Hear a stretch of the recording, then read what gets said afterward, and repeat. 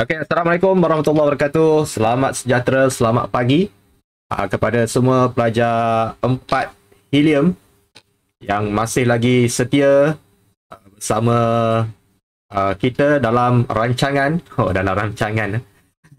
subjek sejarah PDPR setiap hari Selasa jam 10.30 pagi dan kita akan berakhir pada pukul 12.10 pagi. Dan ini merupakan minggu minggu yang terakhirlah sebelum kita cuti cuti pertengahan penggal pada minggu depan, satu minggu, dan kita sambung semula selepas itu. Tetapi tak tahu lagi selepas itu kita sambung secara PDPR ataupun dah dibenarkan untuk bersemuka. Jadi kita tunggu arahannya, kita tunggu pengumuman daripada Kementerian Pendidikan berkenaan dengan perkara tersebut. Jadi tak kisahlah PDPR ke, secara bersemuka ke, yang penting niat kita, tujuan kita adalah tujuan yang betul, adalah untuk menimba ilmu, mencari ilmu, supaya kita dapat memahami segala apa yang kita pelajari sewaktu kita masih lagi di peringkat persekolahan. Itu yang penting. Lagi kita bergelar pelajar sekolah, ambillah peluang untuk mencari seberapa banyak ilmu yang kita nak kecapi. Jadilah pelajar yang bila kita dah habis pelajar tingkatan 5 tu, pelajar yang puas. Puas sebab apa? Puas kita dah dapat, kita dah capai apa yang kita nak capai. Berjaya dapat straight A ke, dapat tak straight A, itu nombor 2. Yang penting kita usaha dulu. Kita usaha, kita fahamkan apa yang kita nak belajar, lepas tu kita cuba dalam penilaian-penilaian yang dibuat. Kita belajar daripada pengalaman yang kita ada. Pengalaman test kali pertama, macam ni result dia. Kita pun belajar, aku silap kat sini. So kita pun ubah dan kita perbaiki dari semasa ke semasa, dan lepas tu barulah kita bertawakal lah. Dah kita dah usaha. Supaya apa yang kita usaha tu mencapai kejayaan. Terutamanya dalam SPM yang awak akan hadapi pada tahun hadapan. Jaga doakan yang terbaik lah untuk awak semua. Dan yang penting, sejarah adalah subjek wajib lulus. Wajib lulus. Jadi tumpukan juga walaupun awak minat pada bidang sains ke apa ke, prasyarat mesti kena patuhi lah. Kena lulus untuk subjek sejarah. Bukan saja lulus, untuk 4 Helium ni cikgu target semua dapat mencapai sekurang-kurangnya lebih daripada grade C lah. C, B, yang sebaik-baiknya semua pelajar Helium dapat A. Dapat A bermula dengan A minus lah. Ada perkataan A tu, tak kisahlah minus ke, plus ke, A saja ke, tapi adalah huruf A pada result sejarah awak. Itu cukup menggembirakan cikgu lah untuk pelajar 4 Helium. Sebab awak adalah pelajar harapan lah untuk di peringkat sekolah. Okey, so pada hari ini kita akan masuk kepada subtajuk yang ketiga, dalam bab yang ke-6. Kita dah sampai bab yang ke-6. Kita dah bincang 2 subtajuk pada minggu lepas, iaitu yang berkaitan dengan ancaman komunis. Apa itu fahaman komunisme, bagaimana dia masuk ke tanah Melayu melalui parti-parti komunis daripada daripada China, Kuomintang, Main School, lepas tu ada parti komunis Nanyang, kemudian ada parti komunis daripada Indonesia, PKI, dan seterusnya, tertubuhnya PKM, Parti Komunis Malaya, yang mana hasrat dan tujuannya adalah untuk menubuhkan satu negara yang dikelar sebagai Republik Komunis Malaya di tanah Melayu. Itulah dia punya tujuan ditubuhkan, dan dia akan menentang siapa saja yang menghalang mereka untuk mencapai tujuan tersebut. Termasuklah British yang sekarang ini sedang menjalankan pentadbiran di tanah Melayu. Jadi mereka telah mengancam British, sehinggalah British terpaksa mengisytiharkan darurat di tanah Melayu selepas berlakunya beberapa peristiwa. Terutamanya peristiwa yang paling utama yang menyebabkan British mengisytiharkan darurat adalah selepas pembunuhan 3 orang pengurus ladang berbangsa Eropah di Sungai Siput Perak yang menyebabkan Sir Edward Gen, iaitu Pesuruhjaya Tinggi British, ketika itu mengisytiharkan darurat. Itulah sejarah yang kita dah belajar pada minggu lepas. Kita dah cerita, kita dah kupas pada minggu lepas dalam subtajuk yang pertama dan subtajuk yang kedua. Dan banyaklah keganasan-keganasan yang dilakukan oleh komunis yang kita dah bincang juga pada minggu lepas, yang mana telah menyebabkan British terpaksa mengisytiharkan darurat. Dan dia tumpu pada beberapa aspek lah, terutamanya aspek ekonomi. Dimusnahkan dulu segala apa yang berkaitan dengan ekonomi supaya ekonomi British lumpuh. British mengalami kemerosotan dalam sektor ekonomi. Contohnya dia bakar ladang-ladang getah, dia rosakkan jalan kereta api dan sebagainya, untuk melemahkan dan menakut-nakutkan rakyat, dan menyebabkan rakyat tak yakin dengan pentadbiran British. Itu strategi yang diatur oleh pihak komunis. Okey, so ada apa persoalan tak sebelum kita teruskan kepada 6.3 pada hari ini?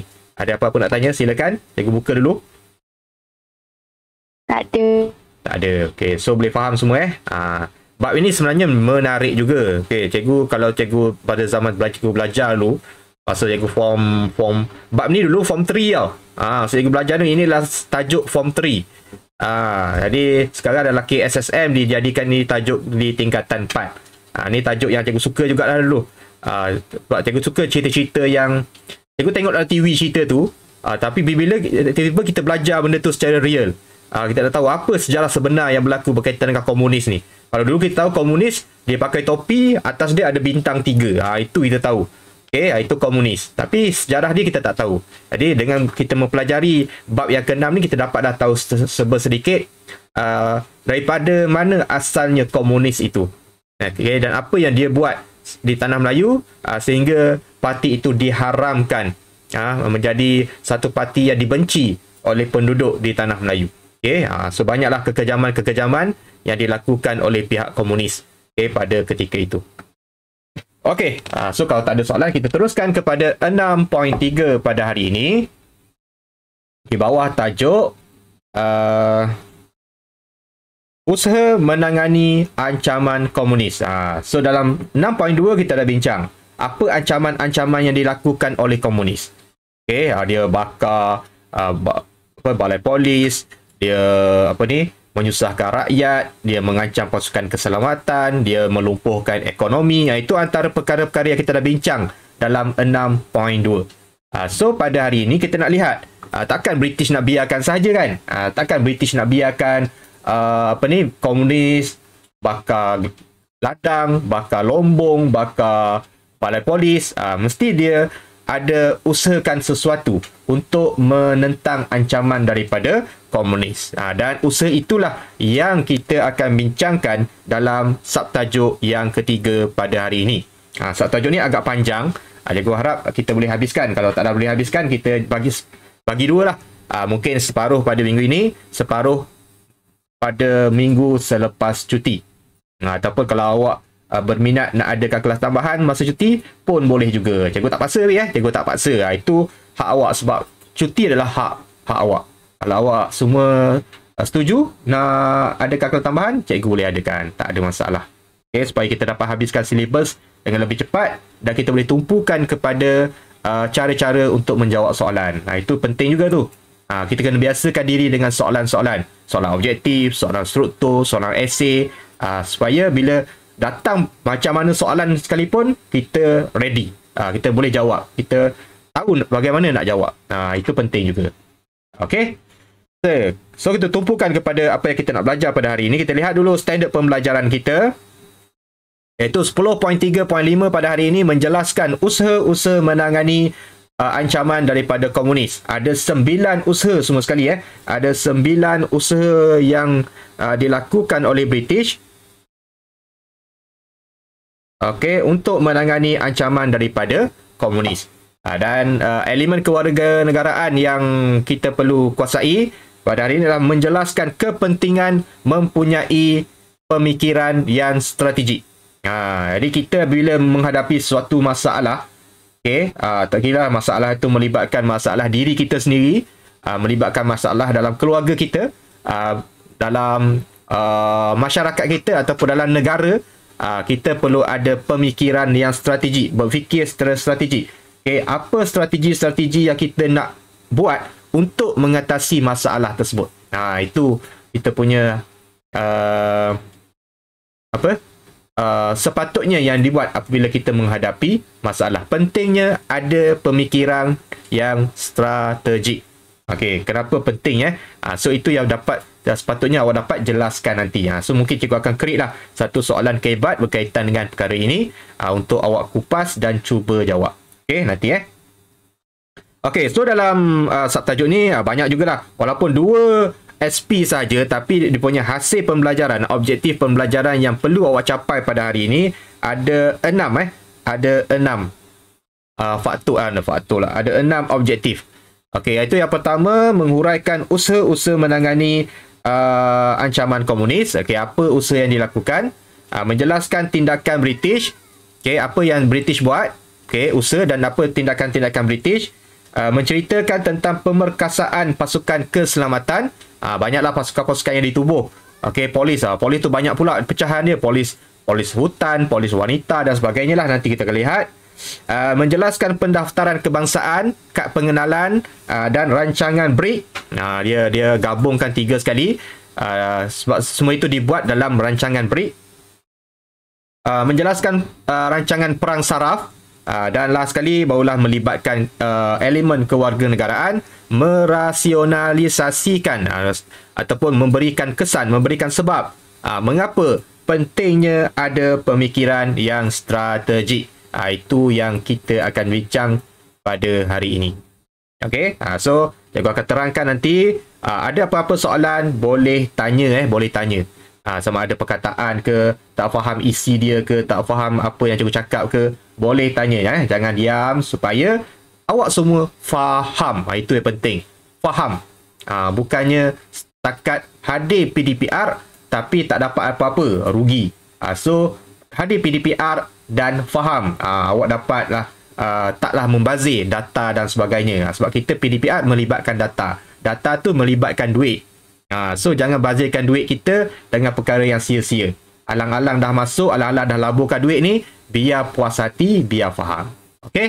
Alright, kita pergi kepada, kita masuk kepada 6.3. Bersedia. Alright. Bagi menangani ancaman komunis, beberapa usaha telah diambil oleh pihak British, seperti penguatkuasaan undang-undang darurat. Itu yang pertama sekali lah dibuat. Bila dia lihat ancaman komunis ni dah melampau, dah tak boleh dikawal, dah menyebabkan berlaku huru-hara di dalam negara, British telah mengisytiharkan darurat, dan apabila diisytiharkan darurat, undang-undang darurat akan dikuatkuasakan.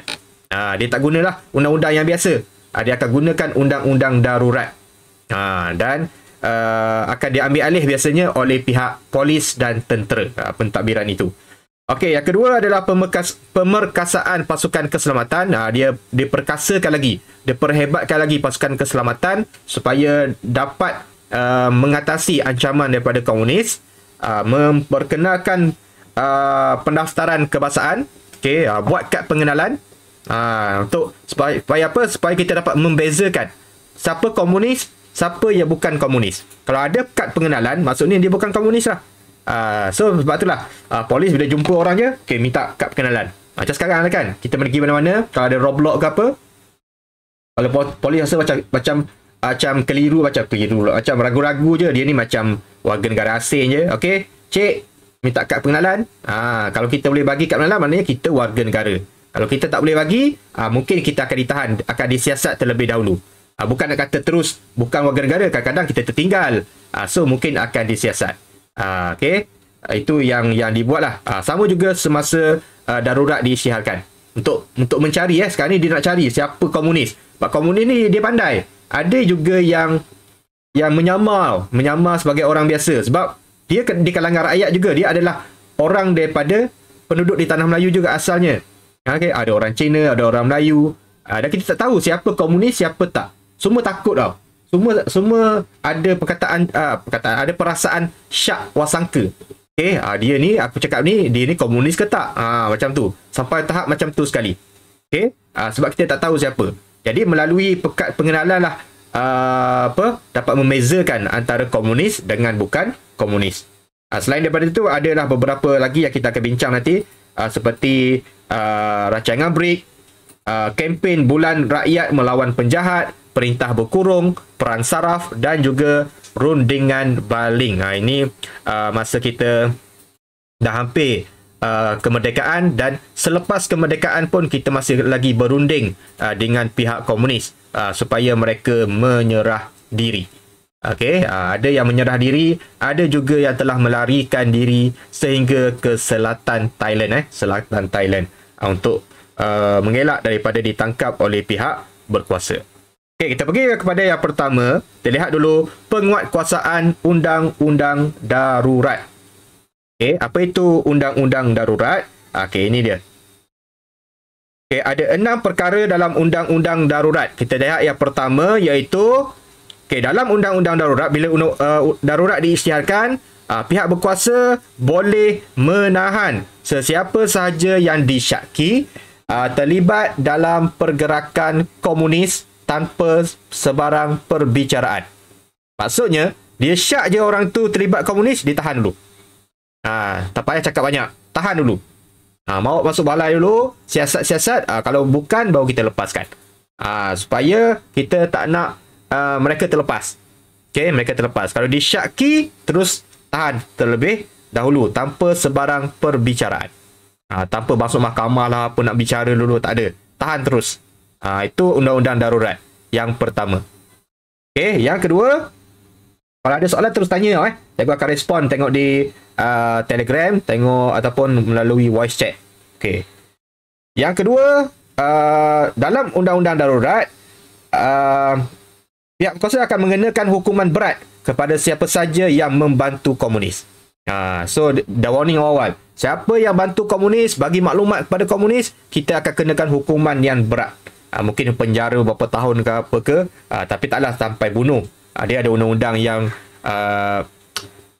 undang-undang yang rasional lah. Okey, bukan undang-undang yang zaman dahulu kala. Salah bunuh, bukan. Tapi hukuman tu hukuman yang berat lah. Mungkin penjara lebih daripada setahun dan sebagainya lah, dalam jangka masa yang lama. Okey, yang ketiga, kita lihat yang ketiga, mengetatkan undang-undang senjata api dengan mengenakan hukuman mati terhadap mereka yang membawa senjata api atau bahan letupan. Masa tu siapa-siapa sahaja yang tak ada kepentingan ataupun tak ada kebenaran untuk memegang senjata api, jangan sesekali pegang. Okey, jangan sekali pegang ataupun simpan senjata api, sebab boleh dikenakan hukuman mati. Dianggap sebagai penjenayah, sebagai pihak komunis. Dianggap sebagai pihak komunis. Siapa-siapa yang ada senjata api tanpa kebenaran.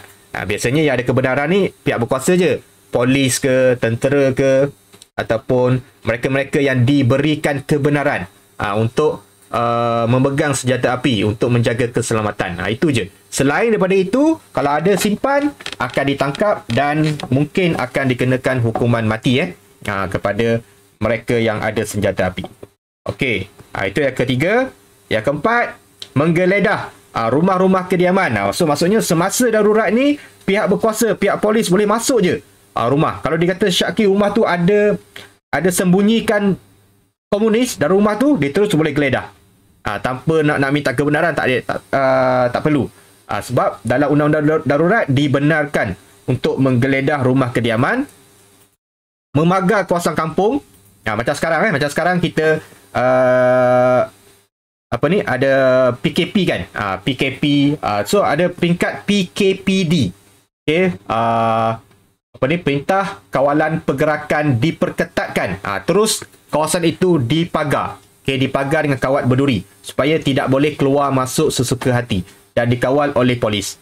Itu jugalah yang berlaku semasa darurat 1948. Okey, boleh menggeledah rumah kediaman, magar kawasan kampung, mengadakan perintah berkurung macam sekarang, mewujudkan kampung baru dan memindahkan serta menempatkan penduduk. Kampung baru ni adalah untuk menghalang komunis daripada membuat kacau ataupun membunuh mereka-mereka yang terdedah kepada ancaman komunis. Biasanya mereka-mereka yang tinggal di kawasan pinggir hutan, mereka ni terdedah untuk komunis kacau. Datang kampung mereka, curi makanan, bunuh orang dan sebagainya. So mereka akan dipindahkan ke satu kawasan dikenali sebagai kampung baru. Dan dikawal lah oleh pasukan keselamatan. Dan urusan keluar masuk pun diperketatkan. Itu adalah di kampung baru. So itu semua dibenarkan, diwujudkan, dilaksanakan semasa perintah darurat. Okey, itu yang keempat. Yang kelima, mengharamkan PKM. Mengharamkan PKM, terus haramkan PKM. PKM tak boleh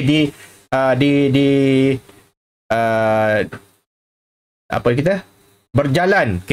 Parti politik ni tak boleh berjalan secara sah. Kalau ada yang join, boleh ditangkap. Dan parti-parti politik lain yang berfahaman radikal pun turut diharamkan oleh British.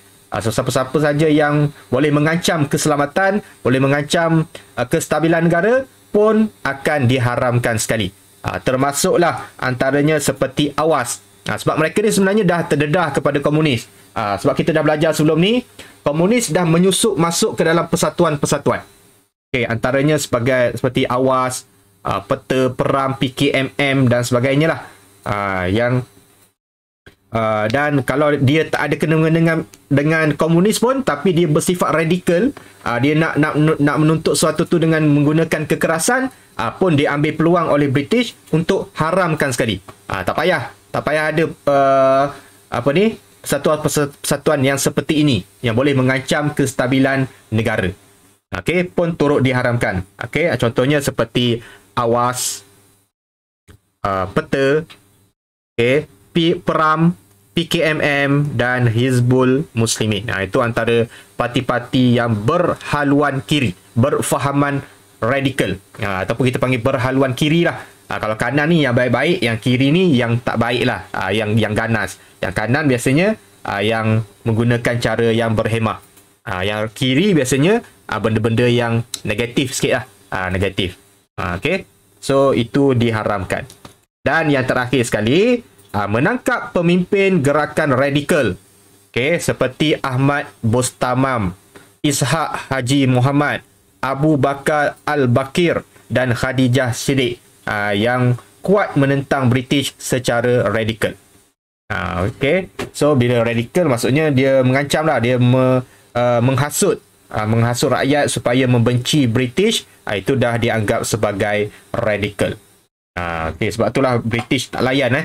British tak lawan. Walaupun mereka nak menuntut kemerdekaan, mereka adalah nasionalis. Itu merupakan jasa mereka kepada negara. Tapi bagi British, mereka adalah pihak yang mengancam. So boleh ditangkap. So itu antara tokoh-tokoh yang ditangkap oleh pihak British semasa perintah kuasa undang-undang darurat dilaksanakan. Ada apa persoalan? Tak tanya. So kat sini ada 6 lah. Yang pertama sekali, tahan. Kita ambil dia punya kata kunci dia. Tahan, menahan siapa saja. Yang kedua, hukuman berat. Yang ketiga, ketatkan undang-undang senjata. Menggeledah. Yang keempat, menggeledah rumah. Ni haramkan PKM dan tangkap. Tangkap pemimpin lah. Sebab kita nak bezakan dengan menahan siapa saja ni. So ada 6 undang-undang darurat yang dilaksanakan semasa perintah semasa darurat diisytiharkan pada tahun 1948. Faham semua? Alright. So yang masih lagi invited 3 orang lah. Pak Vintin dah masuk. Alright. So habis yang pertama. Kita tak nak buang masa. Kita pergi kepada yang kedua. Apa yang dilaksanakan. Usaha ini adalah semua kita bincang hari ini. Usaha British. Untuk menangani ancaman daripada komunis. Yang pertama tadi, dia kuatkuasakan undang-undang darurat. Okey, yang kedua kita lihat apa yang dibuat. Dia perkasakan pasukan keselamatan. Dia perkasa. Perkasa ni maksudnya dia telah menambah baik.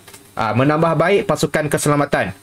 Dengan mungkin sebelum ni ada 1-2 pasukan saja, ditambah lagi pasukan-pasukan lain. Okey, untuk menguatkan lagi aspek keselamatan di dalam negara. Okey, di dalam negara. So kita lihat macam mana dia tambah baik pasukan keselamatan untuk membantras kegiatan komunis. British telah menubuhkan pasukan-pasukan yang berikut. Dia bahagikan kepada 3 pasukan keselamatan, iaitu pasukan polis. Yang pertama adalah pasukan polis. Satu, polis. Yang kedua, pasukan tentera. Dan yang ketiga, pasukan sukarelawan. Pasukan sukarelawan. Siapa-siapa yang sukarela nak bantu.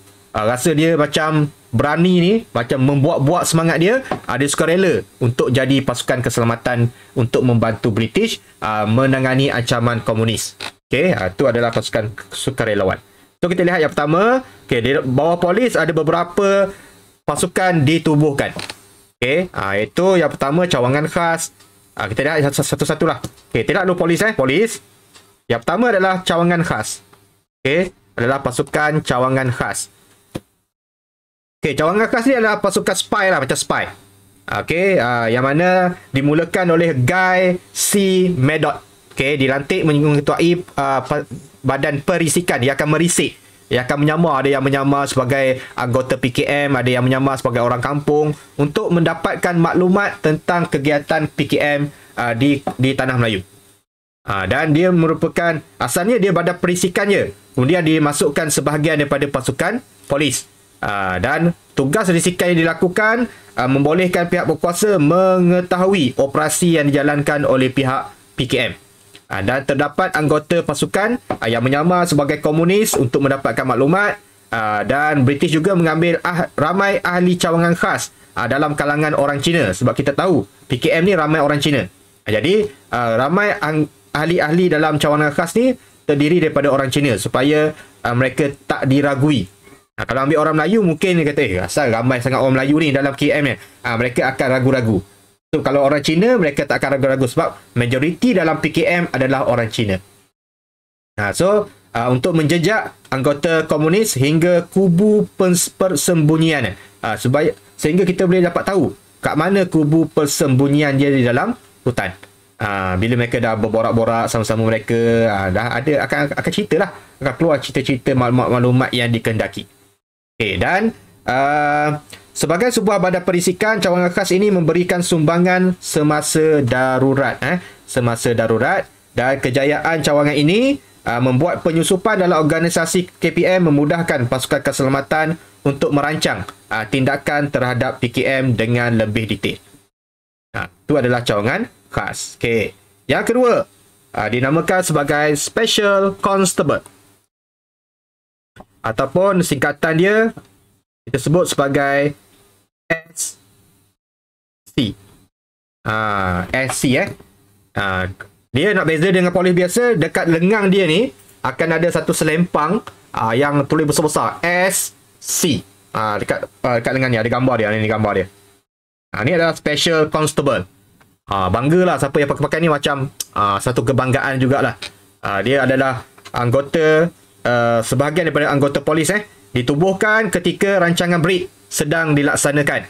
Seramai 24,000 Special Constable telah dilatih, dan tugas dia adalah untuk mengawal ladang dan kawasan-kawasan lombong. Sebab kita tak cukup anggota, jadi mereka ni yang berani ni akan dilatih dan dihantar untuk jaga di kawasan-kawasan ladang supaya tidak dibakar oleh pihak komunis. Begitu juga di kawasan-kawasan lombong. Mereka akan berkawal di kawasan itu. Mereka menjadi barisan hadapan dalam menghadapi ancaman komunis. So mereka ni dianggap sebagai yang berani jugalah. Sebab mereka sanggup untuk berada di hadapan sekali. Untuk mempertahankan tanah Melayu daripada ancaman komunis. Itu yang kedua. Yang ketiga, pasukan yang ditubuhkan adalah polis hutan. Pasukan polis hutan. Okey, yang mana asalnya dikenali sebagai Flying Squad. Okey, dikenali sebagai Flying Squad. Nama dia. Okey, dan pada tahun 1951 pasukan ini dinamakan sebagai Jungle Squad. Okey, squad hutan lah, polis hutan. Ada kemudiannya Jungle Companies. Okey, Jungle Companies. Samalah. Okey, semua berkaitan dengan hutan sebab dia pakar berperang di dalam hutan. Ni geng-geng yang pakar berada, okey, ataupun kita sebut komando lah. Okey, dia lebih kepada squad komando. Dia macam Rambo. Kalau tengok cerita Rambo ke apa, itulah squad yang terror dalam hutan. Tahu selok belok atas pokok ke, dalam sungai ke, dalam parit ke, mereka tahu macam mana nak handle peperangan di dalam hutan. So pada tahun 1953 pasukan ini disusun semula dan dinamakan sebagai Police Field Force, PFF. Dan PFF dikenali sebagai polis hutan pada 1958 sehinggalah ke hari ini. Kita ada polis hutan kita ada. Dia macam pakaiannya macam askar lah. Dia macam askar warna hijau. Tapi dia adalah pasukan polis. Pasukan polis. Dan antara tugas mereka termasuklah memburu komunis, membuat rondaan di pinggir hutan, membawa bekalan makanan kepada pasukan yang bertugas di dalam hutan dan juga menjaga kubu di dalam hutan. Itu antara tugas-tugas dia. Mencabar jugalah. Dia antara barisan hadapan jugalah selain daripada SC tadi, Special Constable, yang ditugaskan untuk jaga kawasan ladang dan kawasan lumbung. Dia lebih depan lagi untuk berada di pinggir-pinggir hutan. Sebab sekarang ni komunis, tempat dia adalah dalam hutan. Dia sekali-sekala dia akan keluar untuk cari makan. Untuk cari makan dia akan keluar daripada hutan. So sebab itulah dia akan ganggu kawasan-kawasan kampung yang di pinggir-pinggir hutan. Jadi polis hutan inilah yang akan berkawal untuk menjaga keselamatan. Contoh polis hutan. Kemudian kita lihat seterusnya polis wanita. Dia juga ada kalangan polis wanita yang keempat. Polis wanita telah ditubuhkan pada tahun 1955. Barbara D.R. Wentworth antara merupakan pegawai polis wanita yang pertama. Dan beliau ditugaskan melatih anggota baru dan menyusun pasukan polis wanita. Ini antara wajah-wajah anggota polis wanita lah. Ada di kalangan awak yang minat jadi polis. Ini antara yang berminat jadi ada India, ada Cina, ada Melayu dan sebagainya. Majmuk. Tengok polis dulu pakai seluar pendek ni polis dulu. Itu adalah pasukan polis wanita.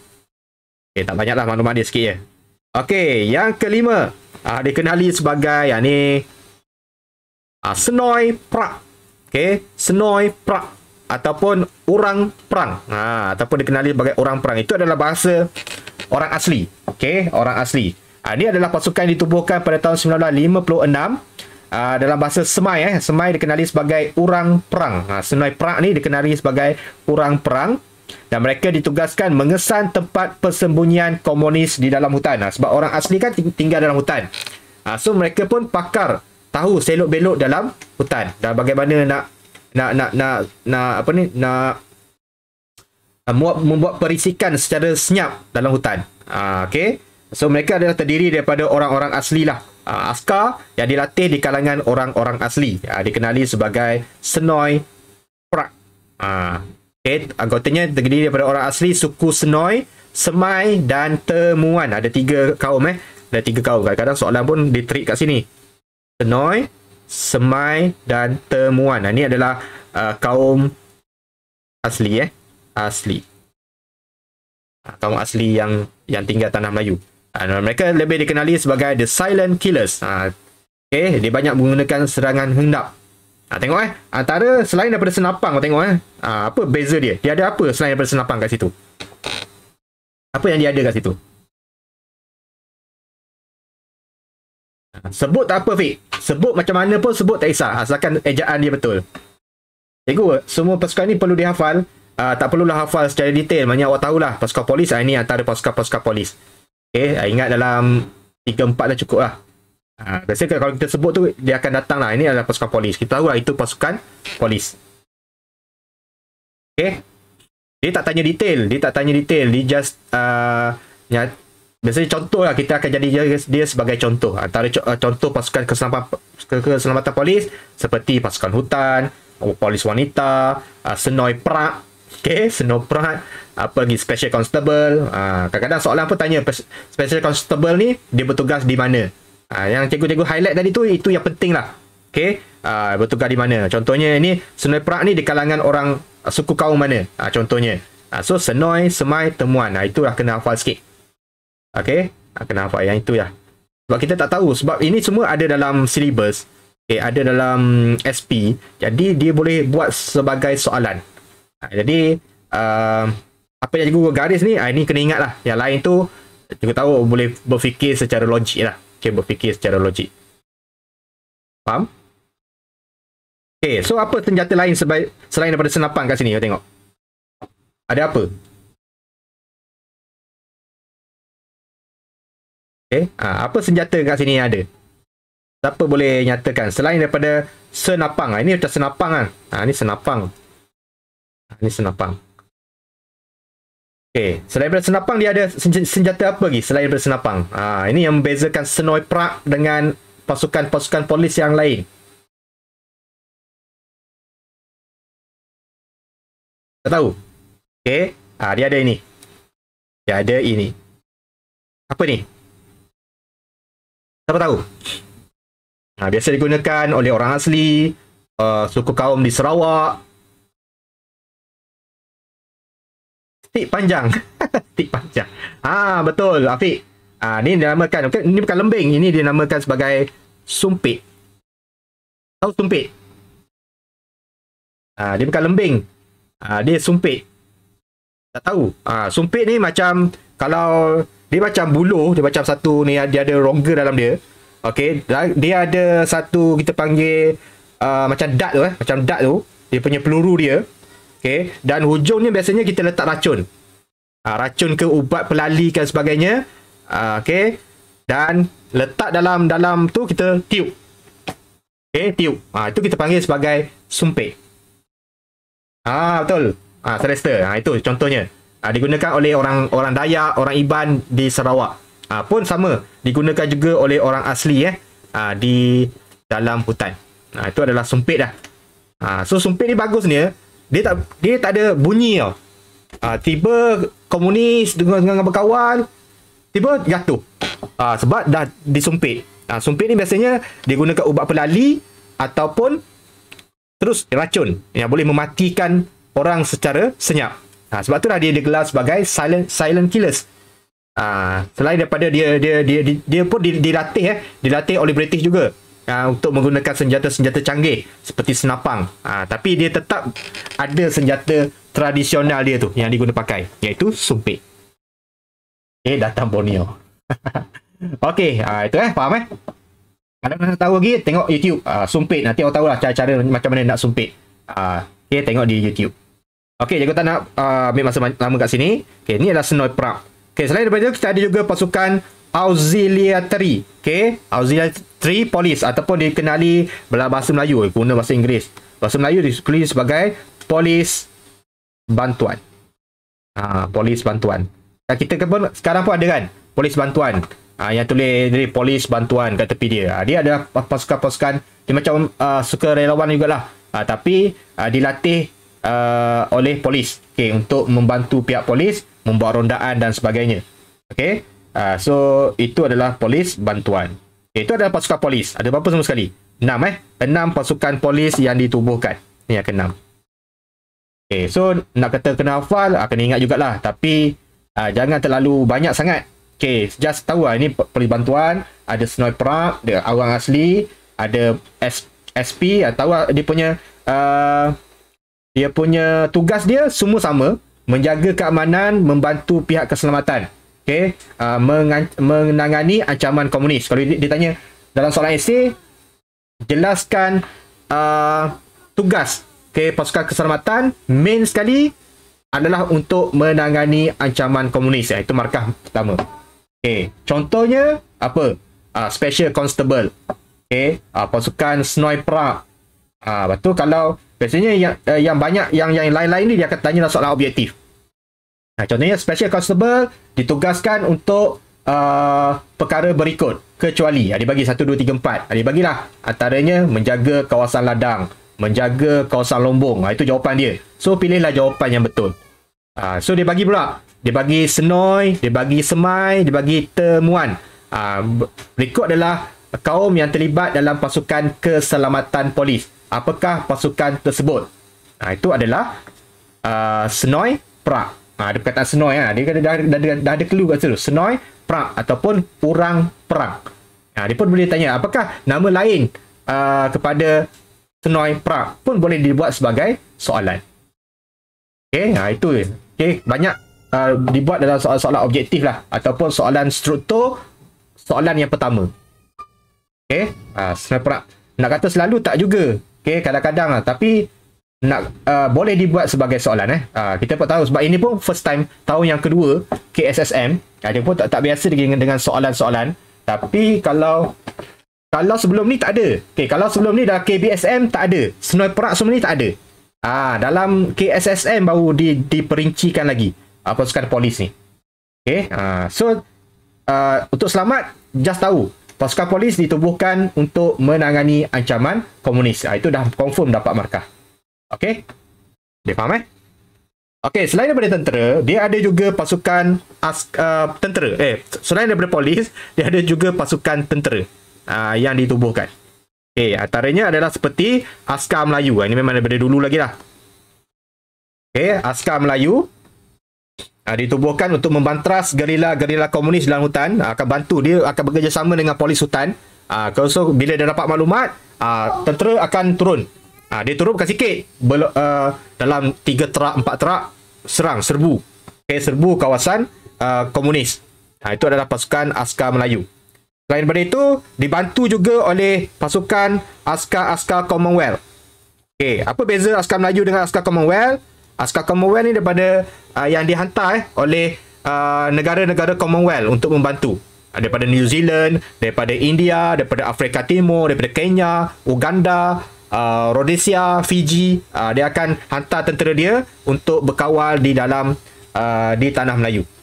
So mereka terdiri daripada orang-orang asing lah. Okay, orang-orang asing. Okay, itu adalah pasukan Commonwealth. Yang ketiga, Power Rangers. Bukan Power Rangers, Sarawak Rangers. Okay, Sarawak Rangers. Ni adalah di Sarawak. Dia lebih kurang macam senoi Perak tadi. Dia lebih kurang macam senoi Perak. Dia diambil daripada kalangan suku kaum di Sarawak. Dia punya ahli-ahli ataupun anggota-anggota dia diambil daripada kalangan suku kaum di Sarawak. Terutamanya orang Iban. Orang Iban kan terkenal dengan berani dia kan. So selain kalau sebelum ni orang Iban zaman rentak dulu pakai parang, pakai senjata. Okey, pakai senjata tradisional. Tapi sekarang mereka dilatih menjadi Power Rangers. Okey, menjadi Power Rangers, menjadi Sarawak Rangers. Dilatih untuk menggunakan senjata-senjata seperti senapang, pistol dan sebagainya. So, dia punya kelebihan dia, Sarawak Rangers, senoi Perak ni, mereka tahu selok-belok dalam hutan. Itu kelebihan dia. Komunis ni, dia bersembunyi dalam hutan, tapi sebenarnya mereka ni tak tahu selok-belok dalam hutan. Mereka tak tahu ilmu-ilmu hutan ni, rahsia-rahsia hutan ni mereka tak tahu. So, yang lebih tahu, geng-geng ni. Sarawak Rangers, senoi Perak tadi, mereka tahu. Mereka memang ada hubungan baik dengan alam. Okay. Kadang-kadang mereka tahu bahasa-bahasa alam ni. Bunyi macam ni, bunyi apa. So, kalau komunis, dia just bersembunyi dia. Dia just duduk dalam hutan tapi tak tahu. Okay, apa yang ada dalam hutan tu. Okay, sebab itulah strategi ini berjaya sebenarnya untuk menangani ancaman komunis. Dan cokan kata dia tetap dia pegang daripada dulu lagi. Agi hidup, agi ngelabat. Okay, itu bermaksud selagi hidup, selagi melawan. Ini adalah cokan kata yang digunakan oleh rentak dulu oleh rentak semasa mempertahankan tanah Melayu daripada Brooke. Okay, zaman pemerintahan Brooke. Okay, so banyak kem dan markah komunis berjaya dimusnahkan oleh pasukan ini. Mantap pasukan ini. Dia seolah-olah macam Power Rangers lah. Power Rangers. Okay, tengok Power Rangers tak? So inilah Power Rangers di tanah Melayu. Dikenali sebagai Sarawak Rangers. Okay, tu habis. Ada 3 pasukan askar, pasukan tentera yang ditubuhkan. Commonwealth, Askar Melayu dan Sarawak Rangers. Dan yang terakhir sekali adalah sukarelawan, pasukan sukarelawan. Yang sukarela untuk membantu. Antaranya adalah seperti yang Home Guard. Home Guard. Dia macam Special Constable lah. Tapi Special Constable tu dia adalah anggota polis. Tapi yang ini dia sukarela untuk membantu. Biasanya di peringkat-peringkat kampung. Macam kita lah, kalau di peringkat taman kita ada pasukan KRT kan. Rukun tetangga. Macam tu lah lebih kurang. Cuma dia diberikan kebenaran untuk memegang senjata. Okey, kebenaran untuk. Dan kelebihan dia pula, dia bukan sahaja terdiri daripada orang-orang lelaki. Ada juga orang-orang perempuan yang menyertai Home Guard ni. Tengok gambar dah tahu dah, tengok. Pakai baju kurung, kain batik, pakai tudung, pegang senapang.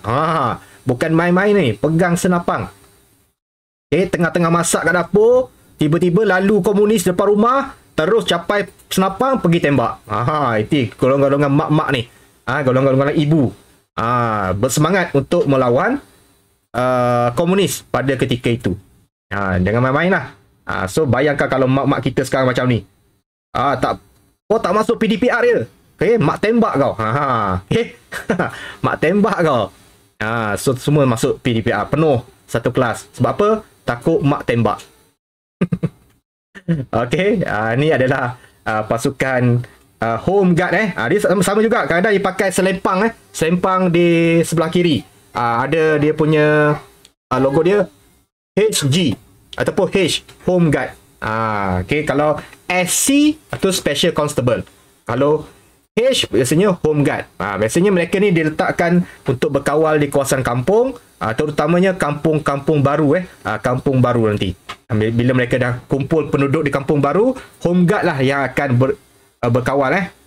Dia bukan saja terdiri daripada orang Melayu. Tengok, ada juga orang Cina yang menjadi Home Guard. Okey, itu Home Guard. Yang kedua, satu je. Okey, sukarelawan ada satu saja, iaitu Home Guard. So polis ada 6, kita rumuskan semula. Polis ada 6. Okey, polis ada 6 pasukan. Okey, tentera. Okey, ada 3. Okey. Sukarelawan. Okey, ada satu saja. So semua sekali ada 10 pasukan keselamatan yang telah ditubuhkan. So kalau boleh ingat semula 6 ni secara detail lah, bagus lah. Okay, awak sangat bagus lah. Dan semua sekali tugas dia adalah untuk menangani ancaman komunis. Itu main dia. Main tugas dia. Semua sekali adalah untuk menangani ancaman komunis. Cuma dia bergerak dalam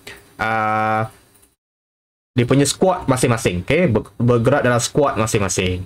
Okay. Ada soalan tanya berkaitan dengan pasukan keselamatan. Panjang sikit lah pasukan keselamatan ni. Dia yang paling panjang aku. Okay, ada soalan nak tanya? Boleh faham kataan ke, nak tanya tentang apa fungsi-fungsi dia yang lebih detail ke? Okay, boleh faham. Ayah boleh faham Okay, bagus. Semua dapat faham dengan baik. Okay. Alright, kita pergi yang ketiga.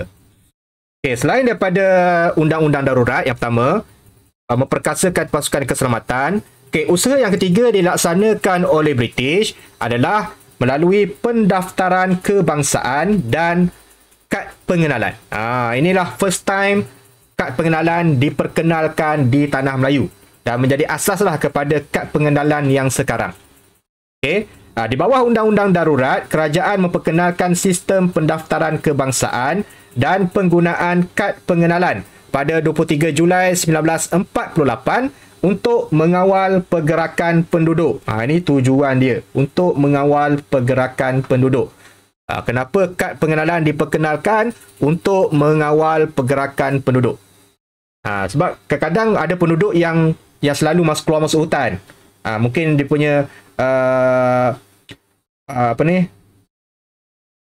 kerja dia mungkin cari rotan ke apa. So akan keluar masuk hutan. Jadi bila dia keluar dari hutan, okay, mereka biasanya akan berjumpa dengan polis, tentera yang mengawal tadi.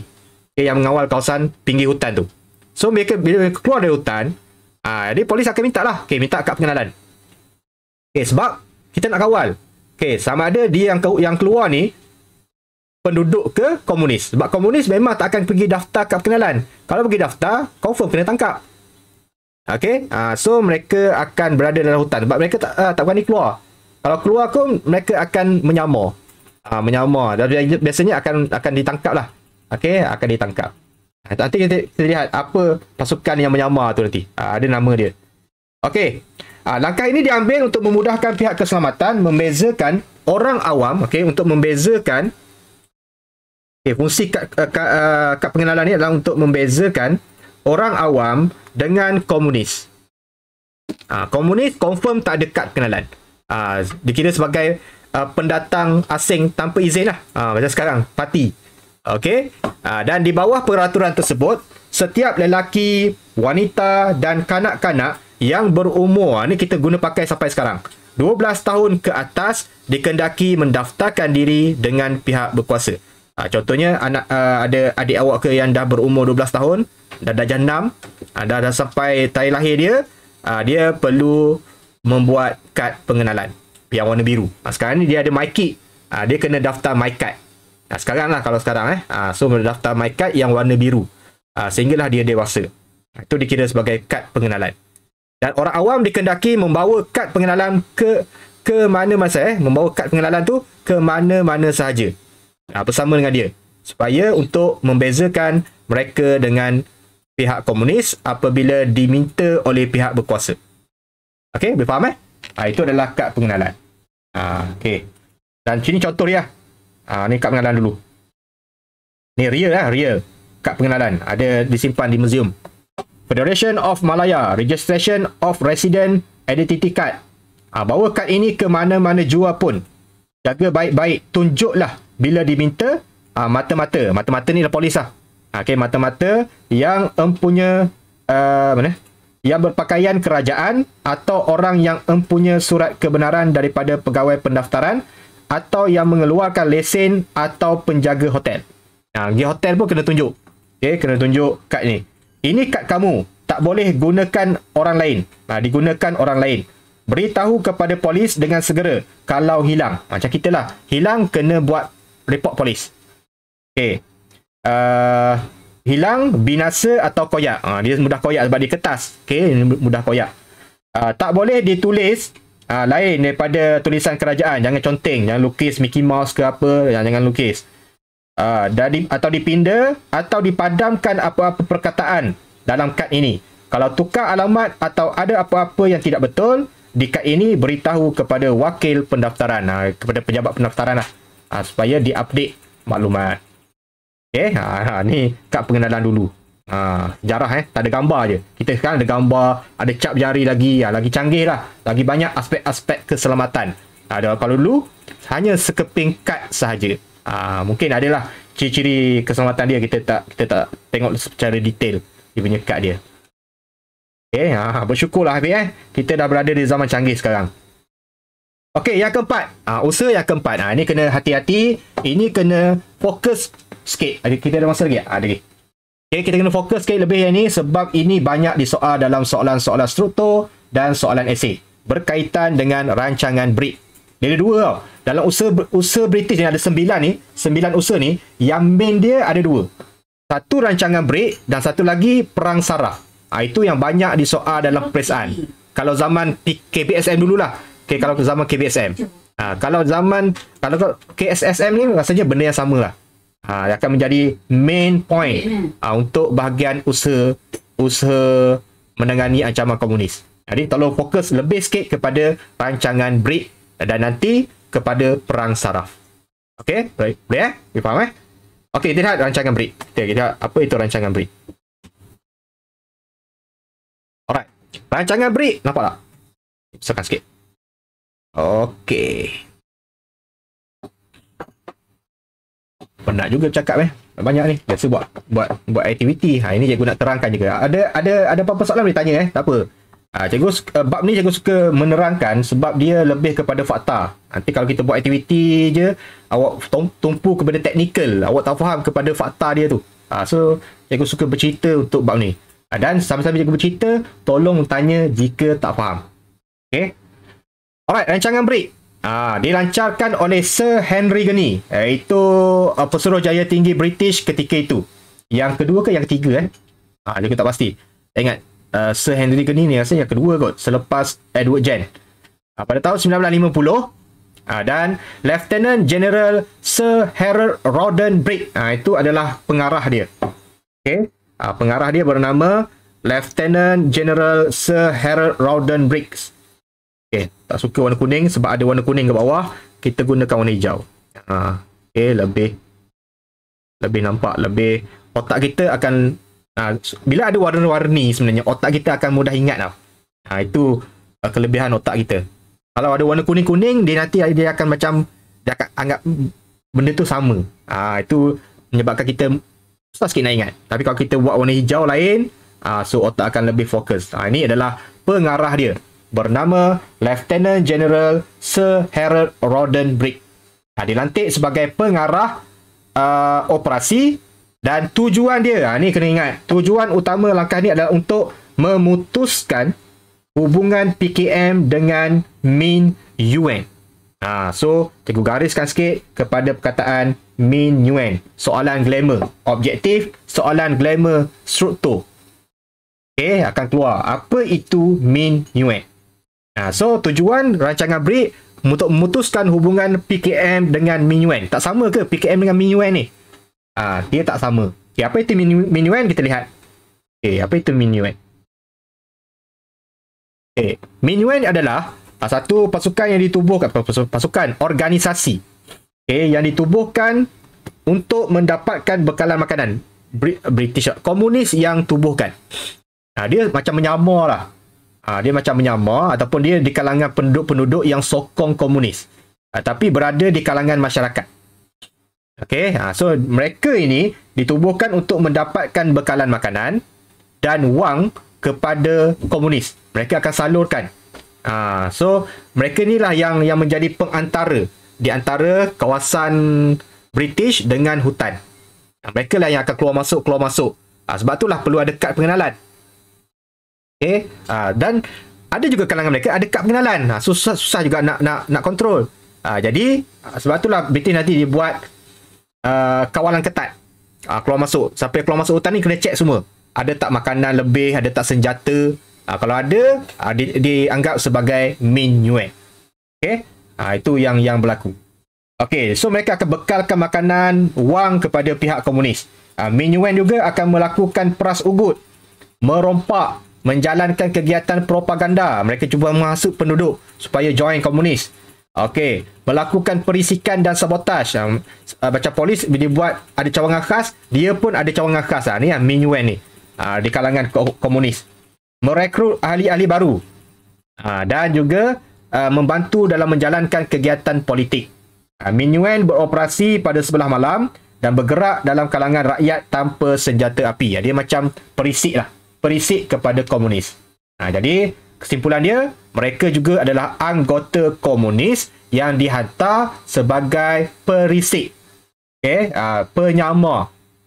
Okay, cawangan khas dia lah untuk mendapatkan maklumat, mendapatkan bekalan makanan, mendapatkan wang, mencari ahli-ahli baru supaya sokong komunis, menyampaikan propaganda-propaganda yang memburukkan British kepada penduduk. Okay, kepada penduduk. Okay, terutamanya nanti penduduk-penduduk Cina yang berada di kawasan Kampung Baru. Mereka sama juga. Okay, sama juga. Kita tak tahu. Nanti adalah apa yang dibuat oleh British melalui rancangan BRIC ni. So bila British tahu, ada di kalangan rakyat kita ni sebenarnya perisik-perisik komunis. So Rawdon Briggs ni pun diberi arah. Okay, kau diberikan tugas untuk merancang bagaimana kita nak putuskan komunis ni dengan geng-geng golongan-golongan Min Yuen ni, supaya mereka tak dapat lagi makanan dan sebagainya. Itu rancangan yang dibuat di dalam rancangan BRIC melalui tujuan dia ni, putuskan hubungan. So adalah perkara-perkara yang dibuat oleh BRIC untuk memutuskan hubungan tersebut. Faham Okay, so boleh faham tentang Min Yuen. Ini soalan famous juga ni tentang Min Yuen. Ada soalan tanya, boleh faham tak?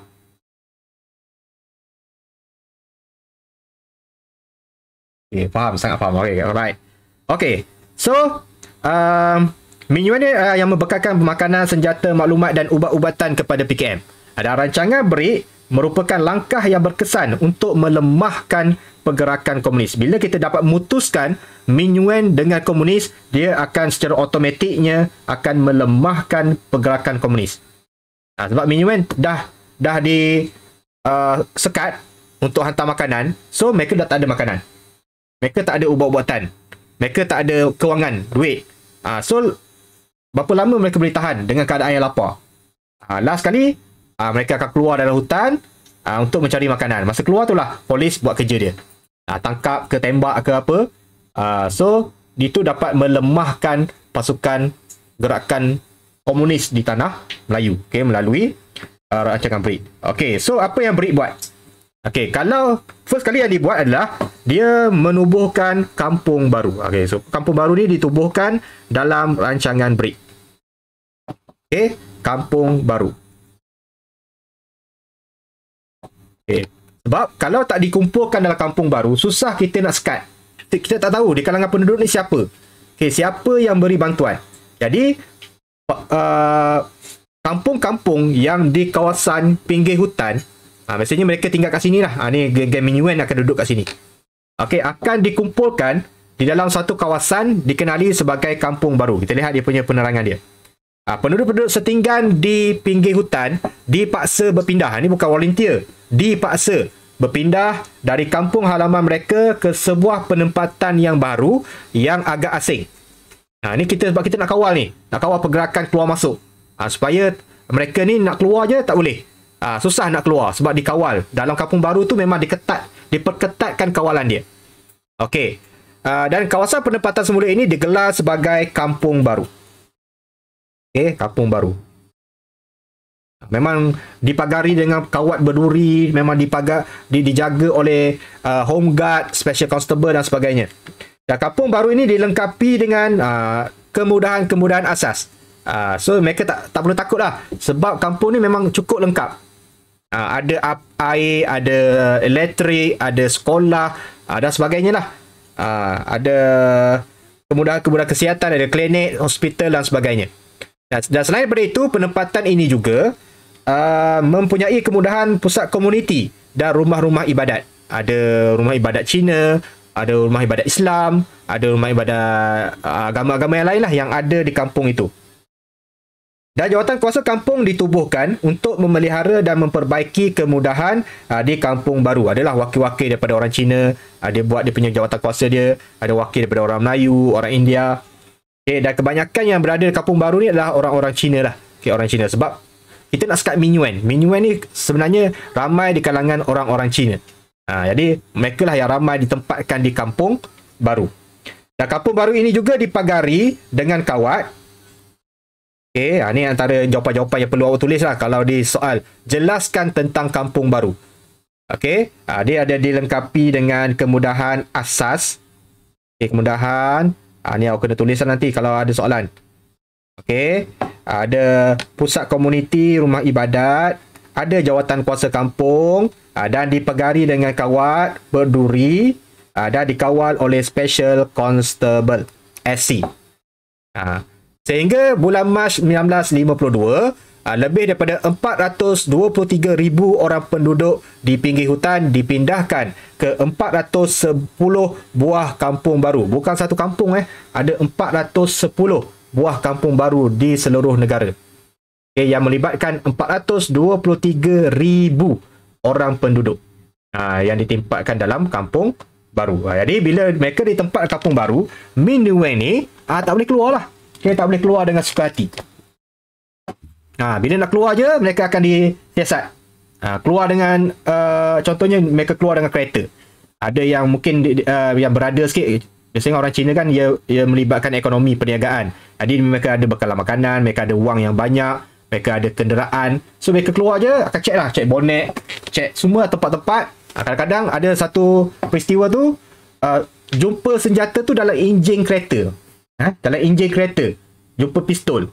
So mereka ni disyaki sebagai golongan Minyuan. Mereka bukan hanya di kalangan orang yang miskin, orang biasa. Ada juga golongan-golongan yang kaya yang berpendapatan menyamar ataupun merupakan ahli kepada komunis.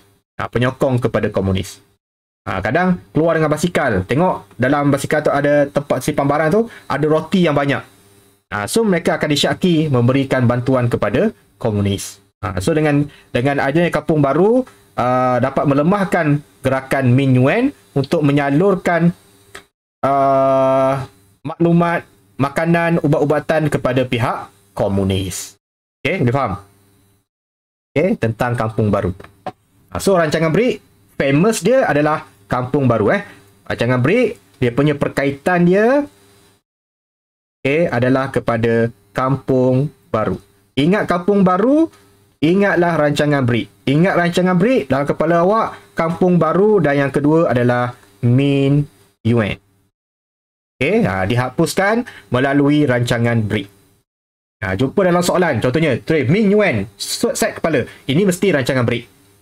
Jumpa dalam soalan, rancangan BRIC, set dalam kepala. Min Yuen, kampung baru. Kalau ABCD, carilah yang ada kampung baru, carilah yang ada Min Yuen. Itulah yang berkaitan dengan rancangan BRIC. Boleh? Itu cara kita nak treat soalan. Kena faham macam tu. Boleh Boleh faham Alright. Dah pergi yang seterusnya. Ada masa lagi tak? Nampak dah nak pukul. Cikgu habiskan pada pukul 11.55 11.55 cikgu habiskan. Sebelum cikgu bagi awak soalan yang berkaitan dengan rancangan BRIC. Ini soalan tak ada soalan objektif Cikgu bagi soalan itu dulu. Soalan struktur Cikgu akan bagi awak soalan struktur. Okey. Ada soalan objektif? Ada sikit soalan objektif. Ada sikit soalan objektif. Okey, yang kelima. Nak habis ni. 5, 6, 7, 8, 9. Banyak lagi. 5, 6, 7, 8, 9. Okey, yang kelima kita lihat. Tawaran pengampunan. Cikgu pergi pada yang ke-6 je. 7, 8. Yang panjang ni. 8 ni. Perang Sarah ni panjang. Dengan ni. So, cikgu sampai yang ke-6 dulu lah. Okey, sampai yang ke 6 ke 5. Sampai ke 5 lah. Okey, sampai sini dulu. Cikgu akan bincang pada minggu hari ni. Cikgu tak nak banyak sangat kepala. Nanti serabut. Okey, cukup hari ni awak tahu yang main pada hari ni adalah rancangan BRIC. Minggu depan kita tengok pula Perang Sarah. Supaya awak dapat berfikir secara relax sikit. Okey, ni rancangan BRIC. Tumpu ke rancangan BRIC? Minggu depan Perang Sarah. Apa dia pula dalam Perang Sarah? Supaya nanti awak tak bercampur. Okey, kelemahan dia sekarang ni, kalau melibatkan bab ini, biasanya pelajar bertukar. Rancangan BRIC, dia akan ambil maklumat-maklumat Perang Sarah. Perang Sarah, dia akan ambil rancangan BRIC. Itu yang biasa pelajar buat silap. Sebab mereka dah serabut banyak sangat. So, itu biasanya kesilapan yang berlaku. Jadi, minggu ni cikgu sampai pada yang kelima dulu supaya awak dapat relax. Relaxkan minda untuk berfikir. So, yang kelima, yang last untuk hari ni, tawaran pengampunan. Ini offer yang berikan kepada komunis. Aku offer kau pengampunan. Siapa-siapa nak menyerah diri, silakan. Ini offer. Pada 6 September 1949, Sir Henry Gurney mengisytiharkan pengampunan kepada komunis supaya menyerah diri. Setiap hari, Radio Malaya menyiarkan syarat tawaran pengampunan. Poster juga ditampal di merata-rata tempat untuk dibaca. Mana tahu mereka keluar lautan senyap. So mereka dapat ada tawaran pengampunan lah. Sebab ada di kalangan ahli komunis ni yang terpaksa. Bukan semua sukarela jadi komunis. Ada juga yang terpaksa. Dan ada juga sebenarnya yang tak tahan lagi jadi komunis. Terpaksa berlapar, kena tahan lapar dan sebagainya. Mereka tak tahan. Dan dah ramai sebenarnya yang nak menyerah diri tapi takut. Sekarang ni British offer. Silalah menyerah diri. Silalah menyerah diri. Sebanyak 40 juta risalah dan 12 juta pas pengampunan diedarkan dalam bahasa Cina, dan bahasa Melayu serta bahasa Tamil. Tiga-tiga bahasa ada supaya semua faham apa yang terkandung dalam surat tu. Kalau tulis dalam bahasa Melayu semua sampai surat pada komunis, orang Cina mana faham nak baca. So penyebaran risalah ini dilakukan dalam pelbagai cara, termasuklah disebarkan melalui pengangkutan udara. Gunakan kapal terbang gunakan kapal terbang. Lepas tu sebab nak sampaikan risalah tu dalam hutan tau. Takkan nak guna pos pergi lautan, pos ni posto surat-surat, mana ada kena tembak ada. So untuk sebarkan risalah tu sampai dalam hutan, mereka gunakan kapal terbang dan mereka campakkan risalah tu, taburkan macam macam kita tabur duit dah daripada udara tu. Tapi kertas. 40 juta risalah ditaburkan dalam hutan. Supaya sampai hutan, komunis pun boleh baca, apa ni, kertas apa? So tengok, ada pas pengampunan, ada tawaran pengampunan rupanya. So ramailah juga yang keluar senyap-senyap dan menyerah diri. Dan penyebaran risalah ini dilakukan dalam pelbagai cara, pengangkutan udara yang tadi, dan iklan dan wayang gambar juga digunakan untuk membantu penduduk memujuk anggota komunis supaya menyerah diri. Mungkin dia punya hukuman dia diringankan lah. Menyerah diri, mungkin dipenjarakan dalam bahasa beberapa tahun, tetap kena hukum sebab mereka adalah anggota komunis. Tapi hukuman mereka mungkin diringankan berbanding dengan mereka yang tidak menyerah diri, mungkin ditembak, mati dan sebagainya. Okey, itulah beza dia. Diberikan tawaran sebab ada di kalangan ayah dia komunis, anak-anak dia ni tak nak join komunis. Ada juga yang join sebab diugut, kalau kau tak join aku bunuh isteri dan anak-anak. Pun ada juga yang join komunis yang macam tu. Okey, so mereka ditawarkan pengampunan oleh pihak British. Untuk tujuan dia melemahkan pergerakan komunis di tanah Melayu sebab mereka pun terseksa. Nak bila gerakan rancangan BRIC dijalankan, mereka dah tak ada makanan. Mereka dah kelaparan, dah lemah. Bergerak dalam keadaan yang lemah. So ramailah yang nak menyerah diri sebenarnya kepada pihak British. Itulah cerita 5 kita stop kat sini dulu. Kita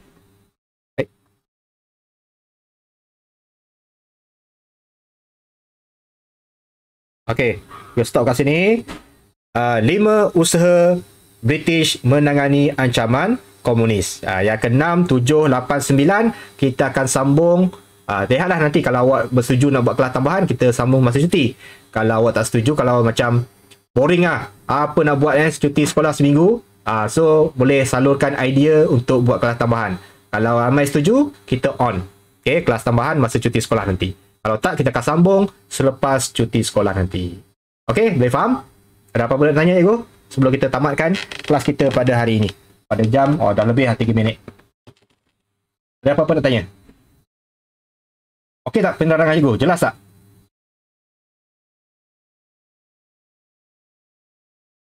Jelas so cikgu harap boleh faham lah.